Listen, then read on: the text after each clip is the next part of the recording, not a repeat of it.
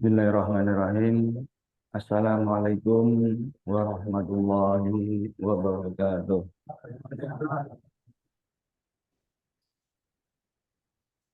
Alhamdulillah Rabbil Alamin. Wassalatu wassalamu ala asyrafil anbiya wal mursalin. Nabiyyina Muhammadin wa ala alihi wa sahbihi ajma'in. Amma ba'd. Qala Allah Ta'ala fil Qur'anil Karim. Wassama'a banaynaha bi'aidin wa inna lamusimun.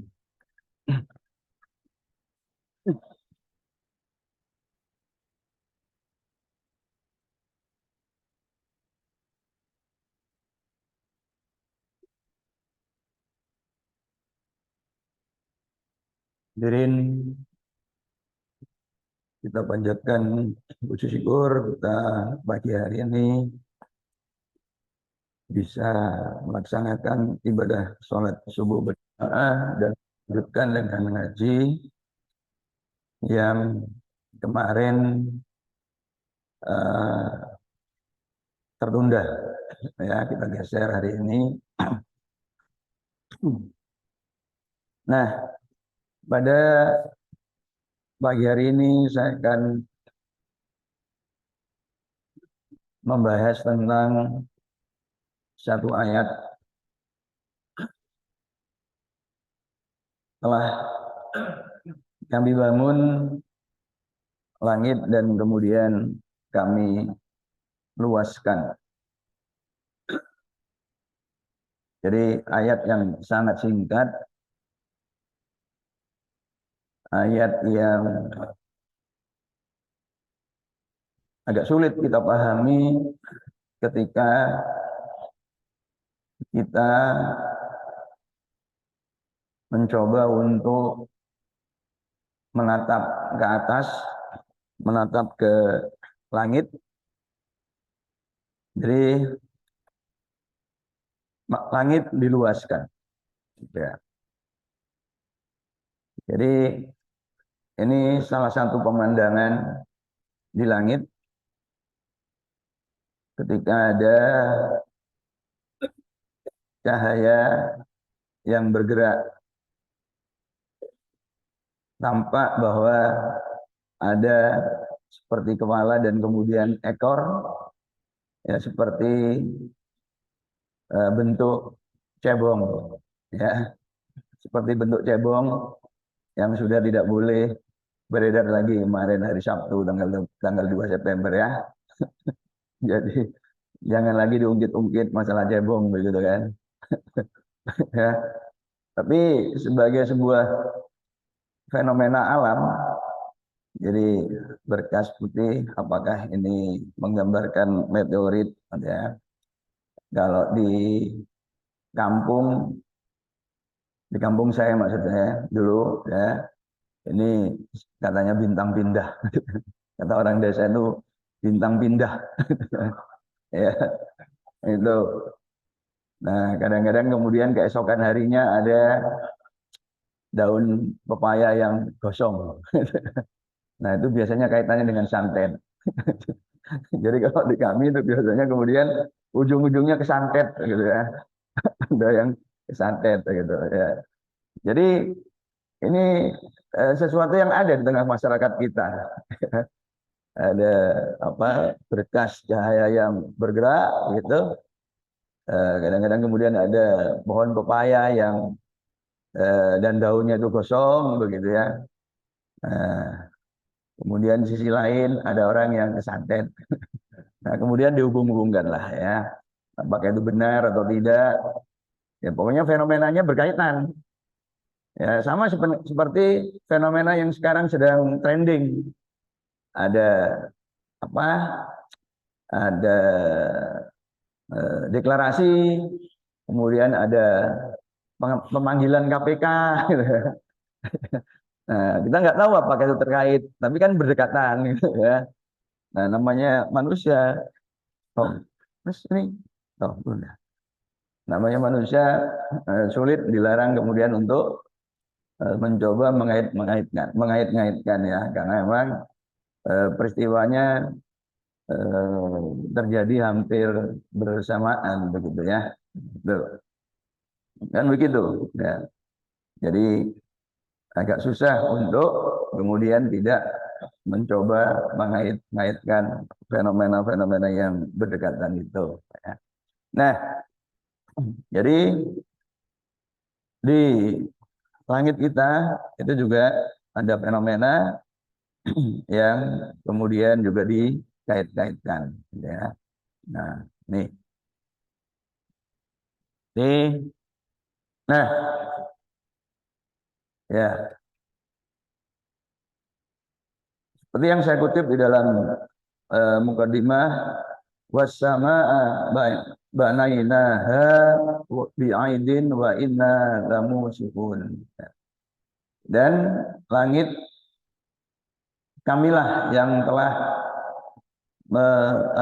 membangunnya. Ya, jadi kamilah yang kemudian membangunnya bi'aidin dengan, kalau makna harfiahnya adalah dengan tangan, ya. Ya, kamilah yang membangun langit itu dengan tangan. Ya, kemudian apa diterjemahkan secara simbolik dengan kekuatan dan kekuasaan kami, dan sesungguhnya kami pula yang sungguh-sungguh meluaskan langit tersebut. Ya. Nah, kalau diluaskan berarti mulanya sempit, kemudian menjadi lebih luas, kan begitu? Ya, halaman ini sempit, kemudian diluaskan. Nah, berarti ada bagian-bagian yang masih belum berbentuk halaman, ya, berupa tumbuh-tumbuhan sehingga itu menjadi kebun. Nah, kemudian dipapras sehingga kemudian menjadi halaman, dan halamannya menjadi lebih luas. Kan gitu pemahaman sederhana kita, ya. Tuh. Nah, karena tempat parkir kurang luas, maka kemudian diluaskan, ya. Nah, itu artinya ada lahan yang kemudian ditata sedemikian rupa sehingga tempat parkirnya menjadi lebih luas, gitu ya. Nah, itu. Tapi kemudian pertanyaannya, ya, langit meluas, kan gitu. Karena sejak kita kecil sampai hari ini, ketika kita amati langit, ya seperti itulah adanya, kan begitu. Ya. Maka apa makna ayat ini kira-kira, gitu ya. Maka kita perlu ingat kembali seperti ungkapan yang juga sudah sangat kita kenal sejak kecil, bahkan dalam bentuk lagu, yaitu bintang kecil. Ya. Bintang kecil di langit yang biru. Nah, ini lagu yang sudah mulai menghilang. Lagu ini sudah diganti dengan lagu rungkat, ya, bahkan oleh anak-anak kecil sekalipun, gitu ya. Untuk sekarang kita nggak punya lagu anak-anak. Kalau zamannya kecil kan banyak sekali lagu anak-anak, ya. Nah, lagunya bintang kecil. Tapi kemudian begitu kita masuk sekolah dulu, kemudian guru kita menjelaskan bahwa ternyata bintang-bintang itu merupakan benda yang amat sangat besar, bahkan jauh lebih besar dari bumi, begitu ya. Artinya indera penglihatan kita, mata kita, ternyata tidak menggambarkan objek yang sesungguhnya, gitu kan? Ya. Nah, berarti apakah memang seperti itu juga dengan penglihatan kita pada langit? Kita melihat langit itu tetap, gitu ya. Nah, tetapi apakah penglihatan kita juga mengalami keterbatasan sama seperti ketika kita melihat bintang yang tampak kecil, tapi guru-guru apa dulu ya, bumi dan antariksa itu menyebutkan bahwa bintang itu ternyata sangat besar, ya, jauh lebih besar dari bumi kita jauh lebih besar dari matahari kita, gitu ya. Nah, jadi ini amatan kita sejak kecil. Ya. Lagi-lagi, apa maksud ayat yang menyebutkan bahwa eh, langit itu meluas, gitu ya. Nah, kalau langit meluas, berarti langit itu mengalami pergerakan, ya, mengalami pergerakan, gitu. Nah, memang seperti yang kita pahami sejak kecil, ya, bahkan kemudian kita terima di bangku sekolah, ya, ketika sejak SMP, ini mulai SMP bukan hanya SMA, guru IPA kita dulu mengatakan bahwa materi tidak diciptakan dan tidak dapat dimusnahkan.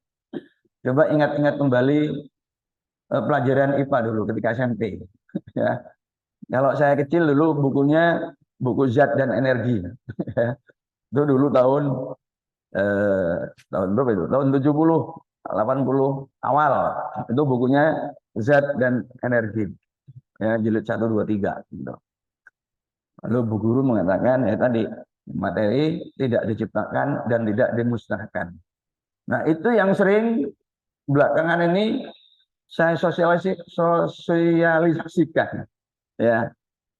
Kalau materi tidak diciptakan dan materi tidak dapat dimusnahkan, itu mengganggu rukun iman kita yang pertama dan yang kelima. Rukun iman kita yang pertama mengatakan kita percaya kepada Allah. Percaya pada apa? Pada Allah, pada apanya Allah, pada keberadaan Allah, pada peran Allah, di antaranya adalah Allah sebagai pencipta.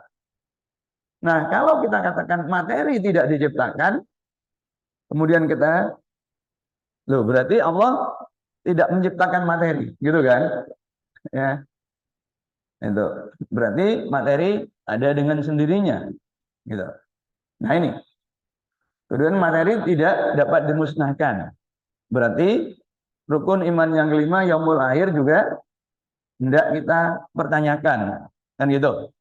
Karena materi tidak dapat dimusnahkan, ya, gitu. Jadi ada masalah sebenarnya memang terkait dengan ilmu pengetahuan yang diajarkan kepada kita. Ya.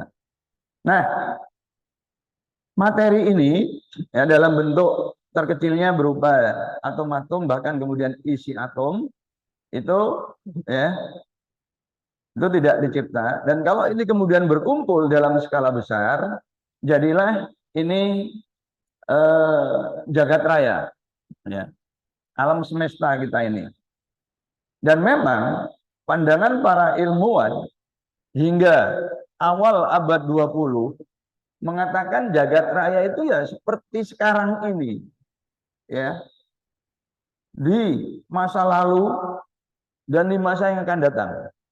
Jadi alam ini tidak berubah. Itu. Ada dalam keabadian tidak tercipta, tidak dicipta dan tidak musnah. Itu. Ini dianut oleh ilmuwan, jumhur ilmuwan, mayoritas ilmuwan sampai awal abad 20. Ya. Bahkan kemudian seorang ilmuwan terbesar abad 20, Albert Einstein, ya, Yahudi Jerman, yang memperkenalkan sebuah teori, yaitu teori relativitas umum dengan persamaan medannya, itu memperkenalkan satu konstanta ini, konstanta ya, vakum dengan simbol lambda pada persamaannya dan kemudian dibuatkan solusi. Dan solusinya itu mendukung atau menggambarkan alam semesta yang diam itu. Ya. Ini. Jadi hingga awal abad 20 ya, ketika dua teori era modern itu dalam proses kelahiran, memang umat manusia itu secara akademik ilmiah itu dipaksa ateis, gitu. Karena kita nggak mempunyai kerangka teori yang menyebabkan alam semesta, yang menarasikan jagat raya itu dicipta, dan karena itu kemudian membutuhkan pencipta. Jadi apapun agama seseorang hingga awal abad 20 secara ilmiah itu pasti ateis, gitu. Karena tidak ada teori yang memungkinkan kita bisa menjelaskan alam semesta itu dengan apa awal melalui proses ciptaan. Nah itu, ya. Nah ini, bahwa kita percaya bahwa alam semesta dicipta itu agama, itu ajaran agama. Itulah sebabnya ya agama itu konflik dengan ilmu pengetahuan. Gitu. Karena agama mengajarkan bahwa jagat raya itu tercipta, tapi ilmu pengetahuan itu tidak ada teori yang menjelaskan bahwa jagat raya itu tercipta. Gitu. Ya, jadi itu maksud bahwa ilmu pengetahuan itu sampai awal abad 20 itu berbenturan dengan ilmu pengetahuan, berbenturan dengan agama. Ya, nah, jadi Einstein itu mengatakan, mendukung gitu ya dengan teorinya itu, meneguhkan bahwa jagat raya itu tadi statik, ya, artinya tetap, tidak ada perubahan. Ya, kalaupun ada perubahan kecil. Gitu. Nah, mestinya gitu kan, orang Islam, ulamanya bertamu kepada Syekh Albert Einstein. Lalu ngomong, Syekh, dari antum salah. Loh kok tahu gitu ya? Iya, karena di dalam kitab suci saya Al-Qur'an dikatakan, oh, terima kasih. Langit itu diluaskan, ya. Langit itu diluaskan. Artinya kalau langit diluaskan itu tidak statik, tidak diam. Tapi apa? Karena ini katakanlah bulat, kalau diluaskan, kalau lebih luas berarti kan jari-jarinya kan membesar. Kan gitu. Kalau bola itu kan punya permukaan luas. Nah, kalau luasnya membesar, otomatis kan jari-jarinya membesar kan gitu. Ya, itu. Jadi mestinya meluas begitu. Tapi kita nggak ada yang ngomong kepada Syekh Albert Einstein. Ya. Nah, yang ngomong tentang itu adalah seorang astronom muda, Edwin Hubble. Jadi Edwin Hubble ini melakukan pengamatan di Gunung Wilson di Amerika sana, ya, dengan teleskop diameternya itu 100 inci, ya. 100 inci itu berarti 1,5 meter gitu, diameter. Nah, jadi diperoleh dalam pengamatan itu apa yang disebut dengan red shift. Red shift, red itu merah, shift itu pergeseran. Jadi pergeseran merah. Jadi cahaya-cahaya yang dipancarkan dari ruang angkasa sana itu bergeser ke arah merah. Ya, bagaimana maksudnya? Nah ini. Jadi kan dari langit itu kan banyak bintang, gitu ya. Kemudian juga galaksi. Nah cahayanya itu ya sampai ke bumi, sampai ke kita setiap saat. Nah cuma kan kita nggak care ya. Nah astronom itu pasang alat, ya pasang alat ini, ya, dan kemudian diamati, itu, ya. Nah ternyata ini mengalami pergeseran merah, ya. Jadi, nah kalau mengalami pergeseran merah itu artinya apa? Ibu bapak, kalau kita berdiri di pinggir jalan, ya, kemudian ada mobil mendekati kita, misalnya kita ini berdiri, ada mobil mendekati kita, sambil membunyikan klaksonnya itu, ya. Maka apa yang kita dengar? Klaksonnya itu kan mengeras ya, mengeras. Mengapa mengeras? Karena begini bapak-bapak. Jadi kalau mobilnya itu mendekati kita, ya, itu. Nah, panjang gelombang. Jadi bunyi itu kan sebenarnya gelombang, ya, tekanan-tekanan udara itu. Nah, panjang gelombangnya itu memendek karena sumbernya mendekat. Nah, sebaliknya, kalau kita berada di sini, itu panjang gelombangnya lebih panjang. Jadi ini menggambarkan, ya, ini dua garis ini menggambarkan panjang gelombang, dua garis itu, ya. Tuh. Nah, berarti panjang gelombangnya memendek. Kalau panjang gelombangnya memendek, maka ini frekuensinya itu membesar. Kalau frekuensinya besar, maka yang terdengar di telinga kita itu makin keras. Kan gitu dong, kalau mobil mendekat ada membunyikan klakson kan bunyinya mengeras kan? Itu karena panjang gelombangnya memendek. Frekuensi berbanding terbalik dengan panjang gelombang. Oke.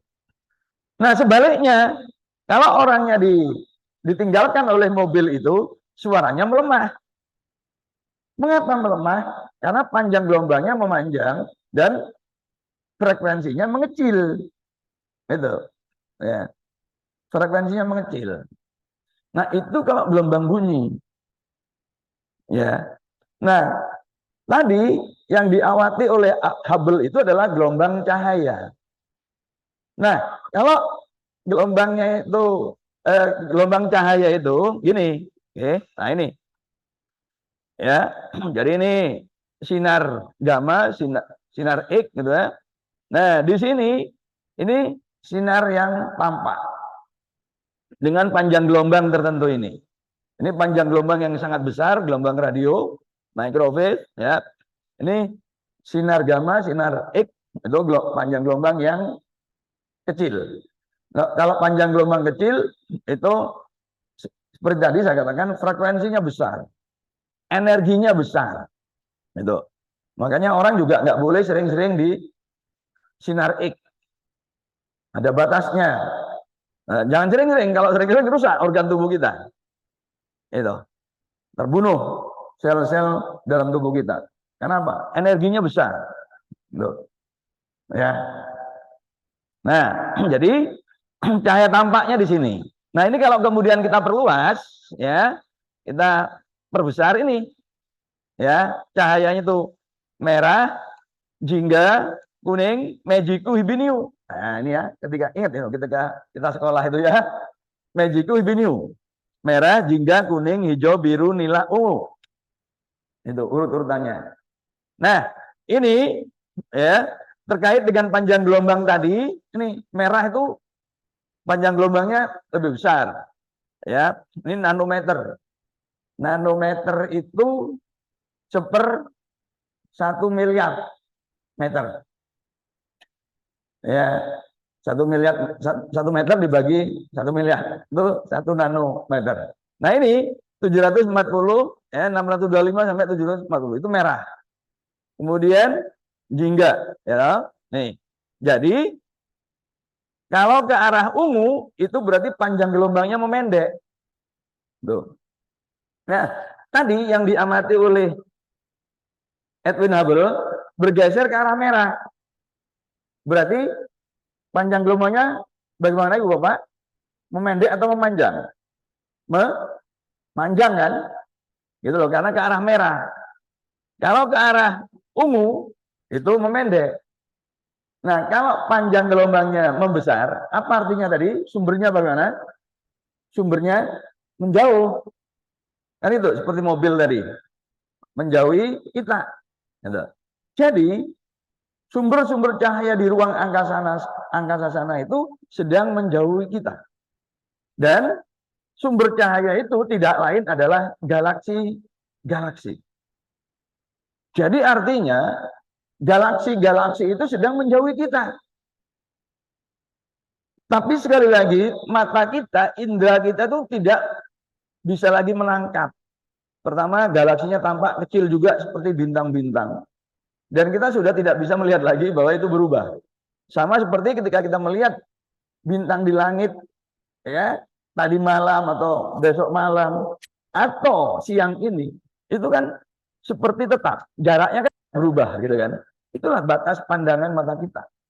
Tapi ternyata, ya, menurut pengamatan, melalui teleskop yang sangat besar tadi itu, objek-objek di sana itu ternyata menjauh dari kita, gitu loh, ya, menjauh. Nah itu. Nah, jadi dengan istilah lain, ya, langit itu meluas. Jadi benarlah ayat yang menyebutkan was-samaa banainaha bi'aidin wa inna lamusiun, gitu ya. Nah ini. Jadi langit itu meluas. Nah, dengan kata lain, alam semesta kita itu membesar. Alam semesta kita itu berkembang. Jarak galaksi-galaksi itu saling menjauh. Itu. Ya, seperti ini. Nah, kalau galaksi itu menjauh, ya, berarti 1000 tahun yang akan datang makin jauh kan? 100.000 tahun yang akan datang, jarak galaksi juga makin jauh lagi. 1 juta tahun yang akan datang juga lebih jauh lagi. Nah, kan gitu. Okay. Maka hal sebaliknya juga berlaku. Berarti 1000 tahun yang lalu, ya, jarak galaksinya itu lebih dekat, kan gitu. 100.000 tahun yang lalu, jarak galaksinya lebih dekat lagi dibanding 1000 tahun lalu, kan gitu. 1 juta tahun lalu lebih dekat daripada 100.000 tahun yang lalu, gitu, kan? Nah, jadi kalau kita kemudian berimajinasi mundur, berarti akan ada pada satu waktu tertentu ketika semua objek itu istilahnya berkumpul. Nah, maka sampailah di sini. Itu loh ya. Ya, kita gambarkan tuh di sini.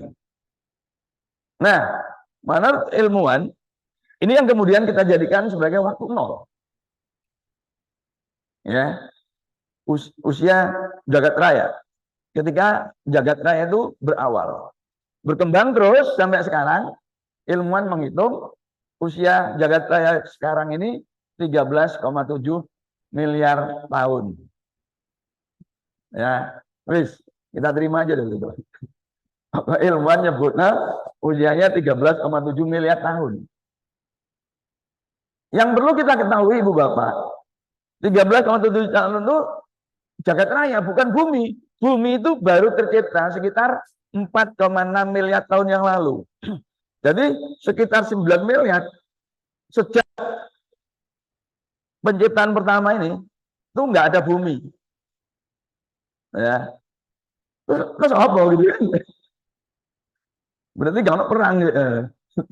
Nah, gitu lah pokoknya ilmu gitu ya, kalau ya. Nah, gitu. Nah, jadi ini jadi berawal dari ini ya, yang disebut dengan Big Bang. Ya, Big Bang itu sebenarnya ungkapan dari kun, gitu ya. Kun. Jadilah.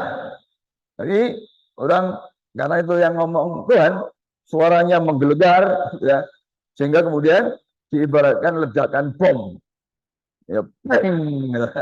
Nah itu, makanya disebut bang, teorinya. Ya, jadi Big Bang itu adalah waktu nol, waktu nol. Nah, kemudian meluas, ya. Nah, meluas, itu. Nah, karena awalnya itu dari tidak ada. Jadi kalau tidak ada, begitu siapa ada? Allah sendiri. Ya, ini kan kita sering Allah menciptakan kan gitu. Sebentar, pernah nggak kita berimajinasi? Oh iya, Allah menciptakan. Berarti pada waktu itu kan belum alam semesta, belum ada manusia, ya belum ada malaikat, belum ada alam semesta. Itu berarti kan Allah sendirian. Ya, Allah dirinya sendiri kan gitu. Kuntu kanzan mufian fa ahbabtu an uqrafa wa khalaqtu khalqan fabi arafun. Mulanya aku adalah perbendaharaan tersembunyi begitu. Ya. Aku ingin dikenal, maka aku menciptakan makhluk. Nah, ini, menciptakan makhluk ya. Dan melalui aku mereka mengenalku. Jadi kita ini diciptakan supaya mengenal Allah. Melalui Allah. Itu. Nah, kemudian melalui Allah itu apa? Macam-macam. Misalkan Ibnu Arabi bahwa alam itu adalah cermin dari Allah. Nah, maka kenalilah Allah melalui cerminnya, gitu ya, melalui alam, gitu di antaranya ya. Nah, jadi nih, jadi secara teoritis tidak ada apapun, kemudian menjadi ada. Nah, menjadi ada ini supaya tetap simetri, berarti kalau ada positif, maka kemudian ada pasangannya negatif, ya. Itu. Kalau ada materi, berarti ada pasangannya yang disebut antimateri. Itu. Ya. Jadi ada kutub utara, magnet, ada kutub selatan. Pokoknya berpasangan. Makanya disebut simetri. Ya, disebut simetri. Nah, simetri itu gini, sama ya, kanan kiri itu. Kalau yang sini itu tidak simetri. Ya. Nah, jadi tadi saya sebut ada materi, ada antimateri. Itu tidak dikenal ketika Einstein memperkenalkan teori. Tidak dikenal. Ya, 1928 baru ada seorang ahli fisika dari Inggris, Paul Andre Maurice Dirac, ya, membuat teori yang salah satu hasil sampingnya itu adalah keberadaan antimateri. Dan itu dikonfirmasi oleh laboratorium 4 tahun kemudian. Ya. Nah, sifat dari antimateri itu menarik. Ya. Nah, itu berbeda muatan listriknya. Kita tahu elektron bermuatan negatif. Nah, ini ada anti elektronnya. Ya, bermuatan positif. Disebut positif elektron, disingkat positron. Itu. Ya. Proton bermuatan positif. Ada antiprotonnya bermuatan negatif. Nah, yang menarik kalau materi ketemu antimaterinya itu lenyap. Dua, Pak. Fisika suatu objek kalau ketemu antimaterinya. Jadi jangan gampang-gampang percaya kalau oh dia lenyap. Nah, itu. Nah, ada dua kemungkinan kalau suatu objek itu lenyap. Ya, ketemu antimaterinya atau disembunyikan jin. Nah, yang disembunyikan jin itu sudah bukan perkara ilmiah. Kalau ada orang menghilang, ya, dalam bahasa ilmiah itu harus ketemu antimaterinya. Dan itu benar-benar hilang. Tapi kemudian keluar cahaya, keluar radiasi. Nah, kalau hilang begitu saja, berarti dia sembunyikan jin. Jadi nggak usah kaget. Gitu. Dan kalau mau belajar ilmu jin itu juga nggak sulit-sulit amat. Cuma bersiko, gitu kan. Ya, bersiko. Makanya saya menganjurkan nggak usah, hindari saja. Ya, gitu. Karena nanti sholatnya sia-sia. Gitu kan. Nah, ini ilustrasinya. Jadi, lenyap. Jadilah cahaya, begitu ya. Itu, elektron ketemu positron. Ilustrasinya. Nah, ya, lebih lanjut, kalau elektron dengan proton itu membentuk atom. Nah, ini Bapak, dalam surat Yasin disebutkan subhanalladzi khalaqal azwaja kullaha mimma tunbitul ardu wa min anfusihim wa mimma la ya'lamun. Ya. Jadi Maha Suci Dia yang telah menciptakan berpasang-pasangan segala sesuatunya. Ya. Mimma tunbitul ardu, dari apa-apa yang tumbuh di bumi. Ya, ada pasangannya. Hewan berpasangan, kan? Ada siang, ada malam. Ada utara, ada selatan. Ada panas, ada dingin. Ya. Ada gelap, terang. Pasangan. Wa min anfusihim, dan dalam diri kita ada laki perempuan. Ya, kita dibuat simetri kanan kiri. Kan gitu. Ya, sejajar posisi mata. Ya, kan nggak ada yang atas bawah, sejajar, simetri. Wa mimma layak lamun, dan dari apa-apa yang umumnya kita nggak tahu. Apa yang diantaranya? Ya tadi, positron dan elektron. Kan yang tahu hanya ilmuwan-ilmuwan aja gitu kan, terbatas, lalu disampaikan di ruang-ruang kelas. Jadi hanya yang belajar fisika atau teknik gitu, ya. Yang belajar sosial nggak dapat pelajaran ini gitu kan, jadi nggak tahu. Nah, kalau proton mengikat elektron jadilah hidrogen. Kalau antiproton dengan anti elektron terikat, terbentuklah antihidrogen. Kalau ketemu lenyap juga. Gitu. Ya. Jadi materi kalau ketemu antimaterinya lenyap. Lalu timbullah radiasi. Nah, jadi sebaliknya kalau nggak ada elektron positron, ada cahaya, ya cukup, kemudian melalui arah tertentu itu bisa tercipta materi antimateri. Nah, ini teori baru yang menggugurkan teori yang pertama tadi, materi tidak diciptakan dan tidak dapat dimusnahkan. Jadi apa nih? Keimanan kita itu diselamatkan oleh teori ini. Minimum, oh ada dulu ketika situasi yang tidak ada materi, kemudian terbentuklah materi antimateri, gitu loh. Kalau tadi sebelum teori ini kita nggak bisa menjelaskan itu. Makanya saya katakan secara ilmiah semua umat manusia ya itu ateis karena nggak punya kerangka teori yang menyebabkan kita menerima eksistensi Tuhan, gitu loh. Ya, karena alam itu ada dengan sendirinya sudah, nggak perlu pencipta. Itu dipertegas oleh Pierre Laplace ketika menulis buku besar tentang jagat raya, yang membuat penasaran seorang Napoleon Bonaparte. Tuan Laplace, saya dengar jenengan nulis buku besar tentang alam semesta. Oh, Galeris, pripun? Tertarik mau baca? Enggak. Saya cuma penasaran, kok saya dengar katanya jenengan nggak ada satupun menyebut kata Tuhan. Oh iya, saya memang nggak butuh asumsi ya dan peran Tuhan untuk alam semesta, karena alam semesta itu sudah ada dengan sendirinya. Nah, jadi sekedar apa peran atau kehadiran saja itu nggak dibutuhkan oleh Pierre Laplace, gitu. Ya. Dia bisa menjelaskan jagat raya ini tanpa keterlibatan Tuhan, gitu. Jadi itu kan berarti nggak ada Tuhan, gitu kan? Ateis, gitu ya. Nah itu. Jadi ini, jadi alam semesta kita itu dulu, ya, Bapak, itu belum ada bumi, belum ada planet-planet yang kecil, belum ada batu, belum ada klepon, belum ada isinya dawet, belum ada air, ya, pembuat dawetnya itu belum ada.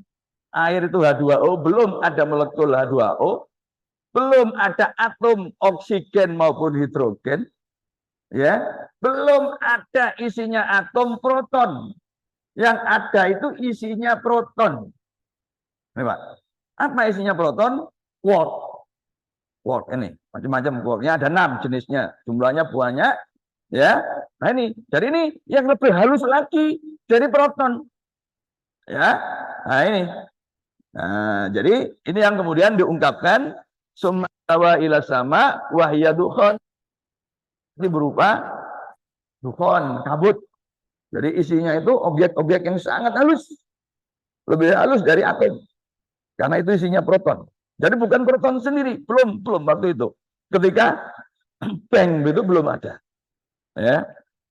Nah ini, jadi quarknya ini, quark, up, charm, top, down, string, bottom. Ini quark. Kemudian ini laptop. Jadi ada 6, total 12 jenis aja, ya, gitu. Ini menurut ilmu pengetahuan, ya. Tapi jumlahnya banyak. Nah, kemudian up dan down itu terikat, ya, membentuk proton. Down dan up terikat membentuk neutron. Ya, ini muatannya negatif sepertiga, ini muatannya 2/3.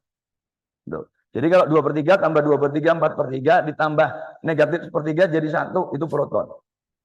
Negatif sepertiga 2 kali, min 2/3, ini 2/3, totalnya 0. Itu netral, itu neutron. Begitu seterusnya. Ya.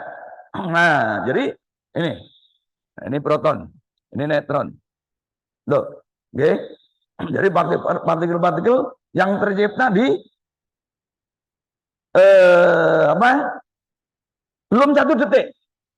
Ya, nggak sampai 1 detik, selesai peng gitu, selesai kun gitu ya. Itu tercipta ini. Ya, ini. Nah, tapi kemudian pada 1/1 miliar detik itu ada gangguan. 1/1 miliar detik, Mbak. Gimana bayangkan? Itu sekalian bayang noise. Itu dimensinya malaikat dari Gusti Allah. Nah, itu terjadi perusakan proses yang disebut dengan bariogenesis, kelahiran barion. Kelahiran barion itu artinya ada proses yang mengganggu proses 2 arah. Jadi proses terbentuknya. Jadi sebenarnya materi meluruh menjadi ke antimateri, antimateri juga sebaliknya ke materi, tapi yang peluruan ke antimateri itu kalah cepat dibanding yang ke antimateri. Ya, biar nggak salah. Nah, jadi akhirnya, nah ini ya, ini jumlah istilahnya itu materinya, yang ada tanda garisnya itu antimaterinya, quark, anti quark. Nah, ini tidak sama, karena tidak sama maka ini tidak nol. Jadi materi itu lebih banyak daripada antimateri, gitu ya. Nah, ini itu pada 1/1 miliar detik, maka kemudian mulai terbentuklah proton. Lalu proton mengikat elektron jadi hidrogen. Hidrogen tumbuhkan, ada deuterium, helium, terus berproses. Ini sampai 3 menit pertama. 3 menit pertama terjadilah yang namanya atom-atom. Dan ini disebut nukleosintesis, Big Bang nukleosintesis. Jadi inti atom itu terbentuk 3 menit pertama setelah bun, gitu ya. Ayo, ini ngaji sing rodok anu. Ya, biasanya kan bayang nama malaikat, saya ingin bayang alam tempat kita hidup. Ya, ini. Nah, jadi ya, nah ini proses terjadinya itu. Ya, ini disebut Big Bang nukleosintesis itu sampai 3 menit pertama. Itu. Nah, baru setelah itu mulailah terbentuk yang namanya molekul-molekul. Ya, itu. Nah, mulai mengikatkan diri. Tuh. Nah, simetri itu artinya begini, Ibu Bapak, ya. Ini dari 10 miliar antimateri, itu ada 10 miliar satu antimateri. Karena antimateri itu kalau ketemu musnah, lenyap, seandainya ini kemudian ketemu, maka tersisa satu materi, satu proton. Tapi ingat, jumlah materi itu kan, ini kan 10/10 ya. Nah, jumlahnya kan 10/87 gitu kan. Jadi total 10 pangkat jadinya 10/77 gitu kan. Materinya itu jauh lebih banyak. Nah, ini ya. Jadi ini pertimbangannya. Nah, bukti bahwa jagat raya kita itu didominasi oleh materi ya. Itu adalah kembalinya Neil Armstrong ke bumi dengan selamat. Sebab kalau di bulan itu ada antimateri yang cukup, misalkan anti kuping. Nah, anti kuping itu ketemu kupingnya Neil Armstrong. Maka kupingnya Neil Armstrong itu akan lenyap karena ketemu anti kuping. Lalu keluarlah cahaya. Jadi mulai-mulai hilang kupingnya. Itu. Kalau di bulan ada anti kaki, ketemu anti kakinya Neil Armstrong, ketemu, maka dari kaki itu keluar cahaya. Kakinya Neil Armstrong hilang. Gitu loh, maksudnya itu. Ya. Nah, tapi nyatanya Neil Armstrong kembali utuh. Itu berarti di bulan ya, anti materi itu ada dalam jumlah yang tidak signifikan. Gitu. Sehingga seolah-olah ada materi. Itu dikatakan jagat raya kita itu asimetri. Artinya materi jauh lebih banyak daripada anti materinya. Nah itu. Nah, jadi secara ringkasnya itu begini. Jadi awalnya gitu ya. Nah, ini badi'us samawati wal ard wa idza qada amran fa inna ma yaqulu lahu kun fayakun. Jadi disinilah kun. Ya, itu.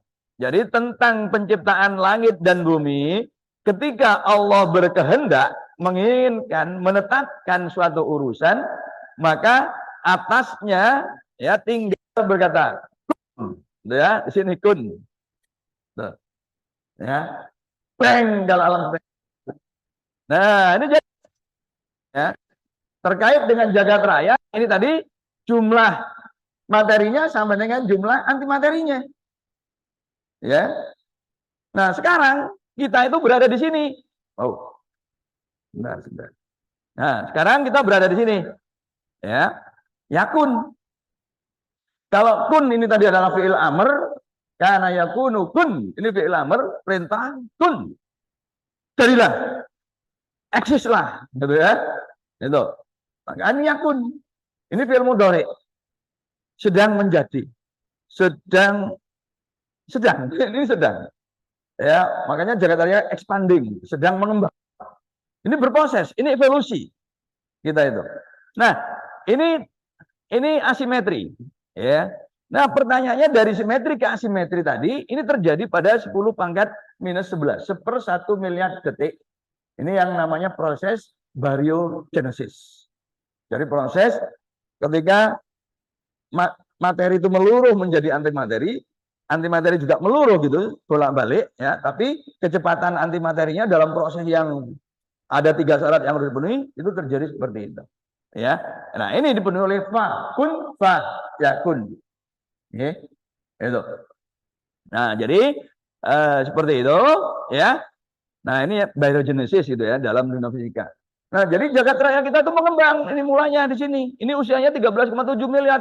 Nah, tapi kadang-kadang ada yang bikin cerita bahwa jagat raya berbentuk trompet mengacu pada gambar ini. Enggak. Ini gambar ini kesananya itu jari-jari, Bu Bapak gitu. Jari-jari. Itu. Nah, sananya lingkaran. Jadi artinya lingkarannya itu sebenarnya membesar. Menggambarkan ini sedang expanding gitu loh. Ya. Nah, ketika di sini ekspansinya tuh tidak begini tapi kayak apa? Kayak kecut gitu. Nah, ini yang disebut dengan apa? Inflasi ini ya. Sini ini yang tadi dukhon yang halus tadi ya, bintang-bintang itu mulai tercipta ketika 1 miliar tahun ya, 1 miliar tahun gitu ya. Nah, ini apa namanya menurut para ilmuwan gitu ya. Jadi sebenarnya persisnya itu gambarnya begini ya, ini membesar. Jadi bukan seperti trompet. Jadi harus dikoreksi. Nggak ada alam semesta berbentuk trompet. Ya. Nah, berbentuk trompet itu karena digambarkan horizontalnya itu jari-jari, ya. Sedangkan sininya itu apa? Seperti lingkaran, ya. Tuh. Kalau di sana ke kanan itu waktu, sedangkan vertikalnya itu jari-jari gitu loh. Oke. Membesar. Jadi seperti ini. Nah, jarak galaksinya itu menjauh. Tuh, ya. Nah, jadi ini jagat raya kita itu sebenarnya di sana itu apa, bintang galaksi itu sedang bergerak sangat cepat sebenarnya ya. Tapi mata kita tidak melihat itu. Seperti halnya kita tidak melihat bahwa satu bintang dengan yang lain itu jaraknya berbeda-beda, tapi mata kita mengatakan itu ada pada satu permukaan bola langit yang sama, kan gitu. Ya. Nah, ini sebenarnya ya. Tuh. Nah, ini yang disebut dengan jagat raya mengembang. Nah, sekarang pertanyaannya seberapa besar ukuran jagat raya? Nah, gampangnya begini, karena usia jagat raya kita itu 13,7 miliar tahun, berarti sejak Bang itu kan cahayanya kan berjalan. Nah, kecepatan cahaya per detik itu 300.000 kilometer. Ya udah, sekarang 13,7 miliar tahun. Jadi bergerak sepanjang selama itu. Ya, 13,7 miliar tahun itu setara dengan ini, 13,7 miliar tahun itu 365 hari. Satu hari itu 24 jam. Satu jam itu 60 menit, satu menit itu 60 detik. Jadi 13,7 miliar tahun itu setara dengan 1, 2, 3, 4. Jadi 432.043 triliun 200 miliar detik. Wis, nyebutin ngono angel. Tapi kita perlu nyebut. Ben wah iso nyebut angka gede. Nek nyebut duit kan gak enak loro hati, nyebut tapi gak punya gitu kan. Nyebut gitu. Untuk hiburan gitu kan. Nah ini wah skala duit sapa skala kabeh. Ya. Diulang Pak ini. Apa tadi ini? 432.000, 432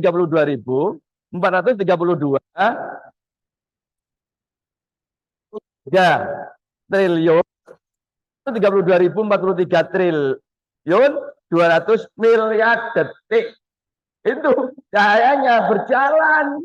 Nah, satu detiknya 300.000 kilometer. Jadi kalau begitu menempuh jarak berapa? Ya wis kari ngeping wae. Siki wacane, ayo. Ayo pira iki tak hitung. 0,4 triliun nggih. Iki miliar. Berarti 129 miliar 612 juta 960.000 triliun kilometer. Wis. Gak ono ning duit sakmono, gak ono. 9 naga ya gak tuwe. Bill Gates ya gak tuwe, gak ono, kalah. Ya, aman. Nah, ya. Nah, ini ya apa gede nih? Nanti aja gue berikutnya nanti. Saya sebut dulu angkanya gitu. Besarnya alam semesta. Nggak mungkin manusia bisa sampai di ujung itu. Oh ini kecepatan cahaya kok. Kecepatan cahaya itu kalau dalam 1 detik itu bisa muteri bumi 7 kali, 7,5 kali. Padahal pesawat paling cepat itu kan 1.000 km per detik. Katakanlah lebih tinggi dari itu. Itu masih butuh berjam-jam untuk keliling bumi. Nah cahaya itu ya bisa muteri 7,5 kali keliling bumi. Itu hanya dalam waktu 1 detik. Itu kecepatan cahaya. Jadi nggak mungkin kita bisa keluar Jakarta ya. Nah ini ya 13,7 miliar. Ya. Nah di sini ada masalah. Ya sebelum 10 pangkat minus 44 detik ya piro ya 44 itu berarti 12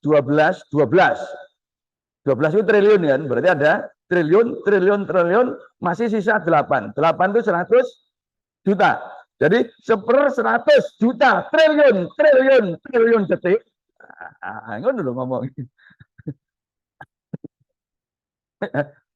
sebelum itu nah di sini ini ilmuwan menyerah, Ibu Bapak. Ilmuwan menyerah.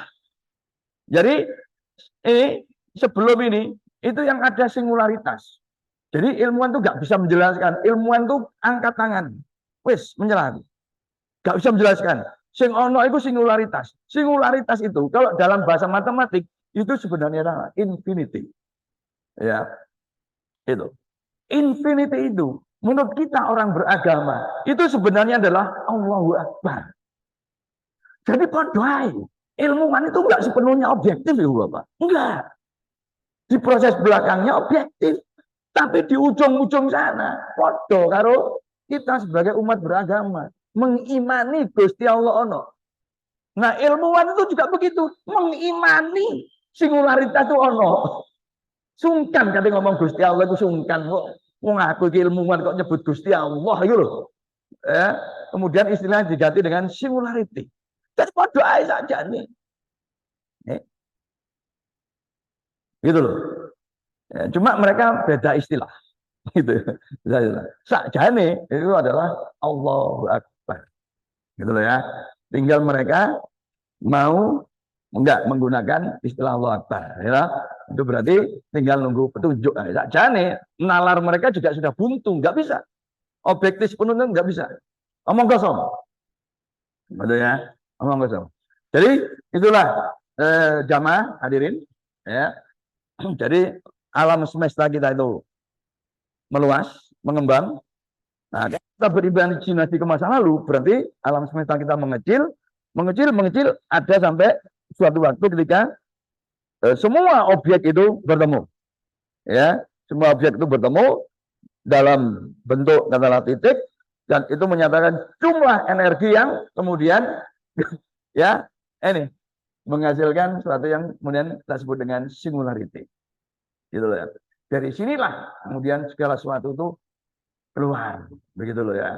Jadi ilmuwan itu hanya bisa menjelaskan setelah seper 100 miliar triliun triliun triliun detik setelah Big Bang. Belum itu kata ilmuwan gak wani ngomong ngolo alam bisawat. Wis apa cari. Nah, jadi gitu ya jamaah ini. Jadi jangan apa namanya wah kok kita aja yang apa ya, enggak ilmu yang apa, ilmuwan juga menerima ini terputus, logikanya udah nggak nyambung juga, sembunyikan dalam ungkapan singularitas.